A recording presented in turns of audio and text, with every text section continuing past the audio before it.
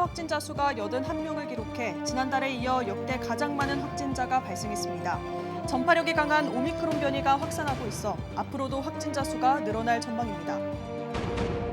대선을 앞두고 울진의 신한울 3, 4호기 건설 여부가 다시 논란입니다. 신한울 3, 4호기가 건설되면 울진군에 무려 10개의 원전이 들어서게 된다며 오늘 하루 전국 10여 곳에서 반대 기자회견이 잇따랐습니다. 여러분 안녕하십니까? 포항 MBC 뉴스데스크입니다. 오늘 포항의 코로나 확진자 수는 81명을 기록했습니다. 북구의 한 주점에서 집단 감염이 발생해 지난달에 이어 역대 가장 많은 확진자가 발생한 건데요. 방역당국은 전파력이 강한 오미크론 변이가 확산하고 있어 앞으로도 확진자 수가 늘어날 것으로 전망하고 있습니다. 박성아 기자입니다. 포항시 북구의 한 주점. 이 주점에서 집단 감염이 발생해 지난 17일부터 관련 확진자가 55명 발생했습니다. 주점 직원과 방문자, 접촉자 등이 확진된 겁니다. 앞서 집단 감염이 발생한 북구의 한 체육관에서도 확진자가 9명 추가됐습니다. 곳곳에서 집단 감염이 발생하면서 포항의 하루 확진자 수는 81명으로 지난달 5일에 이어 다시 한번 최다 확진자를 기록했습니다. 다른 오미크론이 급격하게 유행이 된다고 다 예측들을 하고 있는데 우리 지역에서도 이런 시작이 된 것 같습니다. 정말 철저하게 개인 방역 수칙을 강조해야지 이 확산세를 막을 수 있다고. 학생 확진자가 잇따르고 있는 경주에서는 학생과 가족을 중심으로 확진자가 추가됐습니다. 초등학생 4명과 유치원생 1명이 확진됐고 이전에 확진된 학생들의 가족 5명이 확진 판정을 받는 등 모두 22명의 확진자가 발생했습니다.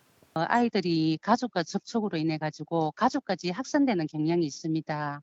특히나 11세 미만 아동은 접종 대상에서 제외되어 가지고 확진자 수가 다수 발생하였습니다. 방역당국은 앞으로도 확진자가 늘어날 것으로 보고 있습니다. 전파력이 강한 오미크론 변이가 델타 변이를 대체하고 있기 때문입니다.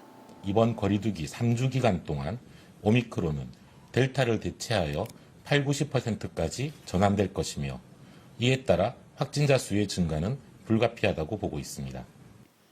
방역당국은 오미크론의 지역 확산과 낮은 위중증률을 고려해 앞으로 오미크론 환자를 대상으로 재택 치료를 전면 실시하겠다고 밝혔습니다. MBC 뉴스 박성아입니다. 소기업 소상공인을 위한 코로나19 손실보상 선지급 신청이 오늘부터 시작됩니다.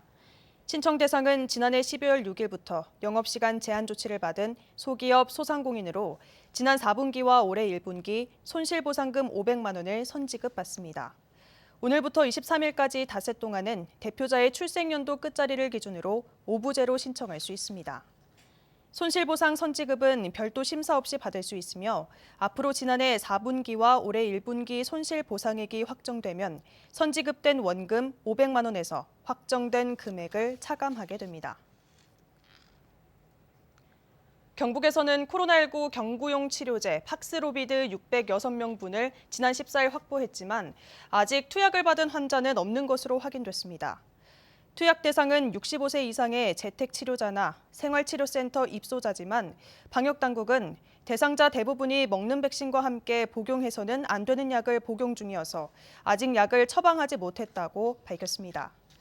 재택치료자는 경북도 지정 코로나19 전담병원에서 비대면 진료를 받은 뒤 보건소 등을 통해 약을 전달받고 생활치료센터 입소자는 전담 의료진을 통해 투약이 이루어집니다.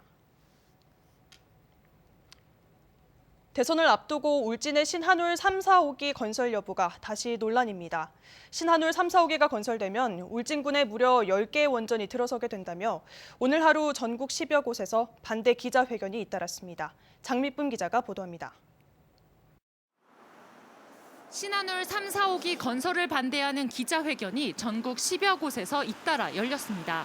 이들은 대선 후보들이 당장 쌓여있는 핵 폐기물에 대한 대책도 없이 무책임한 원전 추가 건설 공약만 늘어놓고 있다며 비판했습니다. 폐기물에 대한 처리 방법이 없는 상황에서 핵발전소가 새로 가동하게 되었을 때 계속해서 나올 폐기물은 어떻게 할 것인지에 대해서는 이야기하고 있지 않습니다. 국내 원전 24개 가운데 부울경 지역에 전체의 75%에 달하는 원전이 몰려 있고 이 가운데 경북 동해안에 원전 11개가 가동 중일 만큼 밀집도가 높습니다. 특히 울진군에는 운영 허가를 앞둔 신한울 1, 2호기까지 포함해 8기의 원전이 있는데 신한울 3, 4호기까지 건설되면 울진군 한 곳에만 무려 10개의 원전이 들어서게 됩니다. 사실상 세계 최대의 핵발전소 밀집 지역이 된다고 해도 과언이 아닙니다. 원전을 한 부지에 10개 들어간 것은 세계에도 없습니다. 그 위험이 2배도 늘어난 게 아니라 그 계약급수 늘어나기 때문에 더욱이 지난 후쿠시마 원전 사고 이후 밀집한 원자력 발전소의 연쇄 사고 위험성에 대한 우려가 높아졌지만 국내에는 다수호기 안전성 평가 기준조차 없는 실정입니다. 탈핵단체는 다수호기 문제에 대한 규제와 제도가 없는 상황에서 핵 산업계의 이익을 위해 주민들을 희생시키고 있다고 주장했습니다. 또 안전성 우려 탓에 한번 철회됐던 신한울 3, 4호기 건설 계획이 대선을 앞두고 무책임한 공약으로 남발되고 있다며 우려를 표시했습니다. 탈원전이 하나의 이제 에너지 정책 방향으로 자리 잡아가고 있는데 등을 다시 불러일으킨과 동시에 절반 이상의 원전이 경북에 모여 있기 때문에 우리 지역을 더욱더 위태롭게 하는. 앞서 경북도 지자체와 국회의원 등은 정부의 탈원전 정책으로 지역이 28조 8천억 원의 경제 피해를 입었다며 신한울 3, 4호기 건설을 다시 시작하고 원전 수명 연장도 해야 한다고 밝혀 논란이 됐습니다. MBC 뉴스 장미쁨입니다. 경북의 지난해 나눔 캠페인 모금액이 338억 9,400만 원으로 역대 최고 모금액을 기록했습니다. 이는 전년도 총 모금액보다 71억 4,200만 원이 늘어난 것으로 경북 사회복지 공동 모금회가 1999년 이웃돕기 성금을 모금한 이래 최대 모금액입니다. 경북 모금회는 코로나 사태 장기화로 어려운 상황에서도 개인 기부와 기업들의 참여로 모금액이 크게 늘어났다며 나눔 실천에 감사드린다고 밝혔습니다. 우리복지시민연합은 노동자가 아프면 쉬면서 치료에 집중할 수 있도록 소득을 일부 보전해주는 상병수당 시범 사업에 대구시와 경상북도가 참여해야 한다는 성명을 냈습니다. 대구와 경북은 소규모 사업장이 많은 만큼 아파도 쉴 수 없는 노동자들을 위해 지자체가 적극 나서야 한다고 주장했습니다. 토건이나 전시성 사업을 유치했다고 홍보하지 말고 시민의 안전과 생명을 지키는 사업을 해야 한다고 강조했습니다. 넷플릭스 등 글로벌 미디어 기업의 시장 점유율이 확대되는 등 다매체 방송 시대에 지방자치와 균형 발전을 견인할 지역방송의 역할을 고민하는 정책 세미나가 오늘 오후 국회 도서관에서 열렸습니다. 한국지역방송협회가 주관한 오늘 세미나에서 인하대학교 이기우 교수는 지방분권으로 지역적 이슈가 중요해지면 지역방송에 대한 관심과 시청도 증가한다며 지역에 대한 관심이 지역방송의 성장으로 이어지는 선순환 구조를 형성해야 한다고 지적했습니다. 또 이만재 원광대 교수와 박민 참여미디어 연구소 소장은 공동 발제를 통해 지역방송은 지역의 문제를 지역 주민들에게 맡기는 가장 효과적인 방법이라며 지자체와 지역방송, 지역거점대학이 상호 협력하는 공동체 미디어 협업 모델을 개발해야 한다고 강조했습니다. 강추위 속에 경북 동해안에도 밤사이 눈이 내리겠습니다. 내일 아침까지 예상 적설량은 1에서 10cm입니다. 조주경 기상캐스터입니다.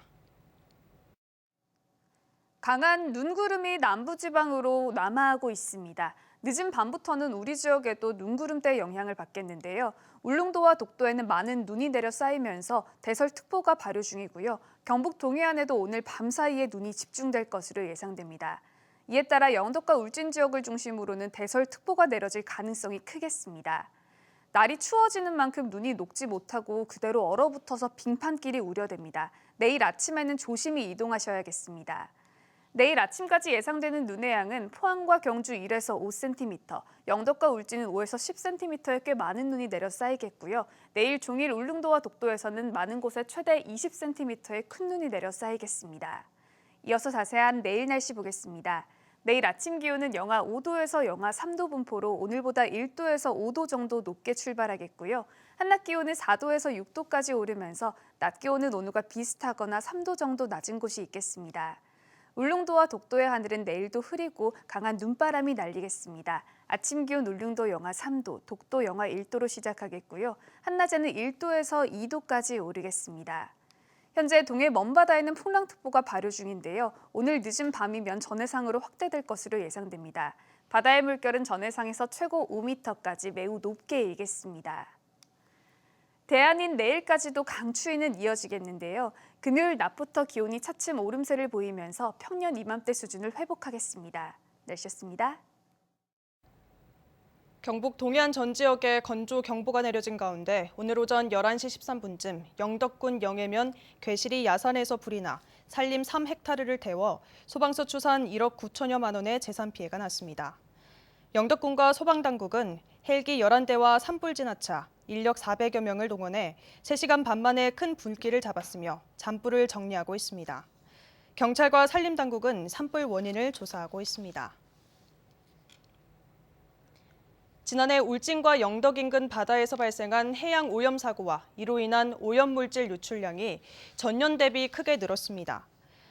울진 해경에 따르면 지난해 발생한 오염 사고는 5건으로 2020년 2건 대비 2.5배 늘었고 유출량은 1,500여 리터로 2020년 350여 리터 대비 4.3배 증가했습니다. 사고 원인으로는 부주의와 파손이 각각 2건, 어선 침몰이 1건이었고 오염 물질별로는 경유가 1,400리터로 가장 많았습니다. 경북교육청은 300억 원을 투입해 노후 급식 시설을 개선하기로 했습니다. 10년 이상 노후된 급식 시설을 리모델링하고 학생 수 증가로 급식 시설이 부족한 학교에는 급식소를 증축합니다. 또 가스를 사용하는 조리기구를 전기식으로 교체하고 냉난방기와 제습기도 더 배치할 계획입니다. 우리나라 기업 10곳 중 7곳은 올해 노사관계가 지난해보다 악화할 것이라고 전망했습니다. 한국경총이 최근 회원사 151개 기업을 대상으로 2022년 노사관계 전망 조사를 한 결과 응답기업 68.9%가 올해 노사관계가 지난해보다 악화할 것이라는 예상을 내놓았다고 밝혔습니다.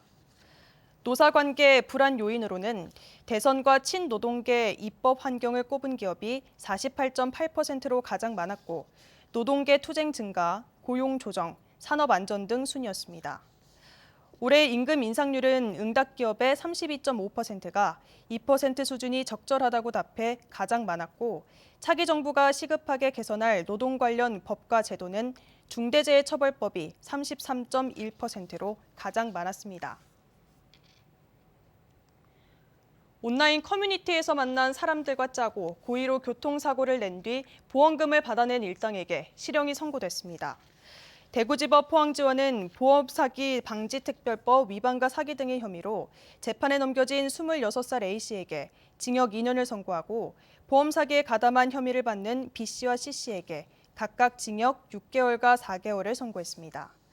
이들은 2020년부터 지난해까지 2차례에 걸쳐 차량 2대에 나눠 타고 서로 추돌하는 방식으로 고의 사고를 낸 뒤 보험금 1,500여만 원을 타낸 혐의 등을 받습니다.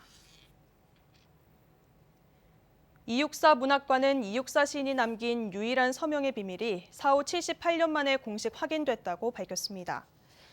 264 선생이 소장했던 책의 속표지에는 주인을 알 수 없는 서명이 남겨져 있었는데 그동안 연구자들조차 해독을 하지 못하고 선생의 서명으로 추정만 해왔습니다.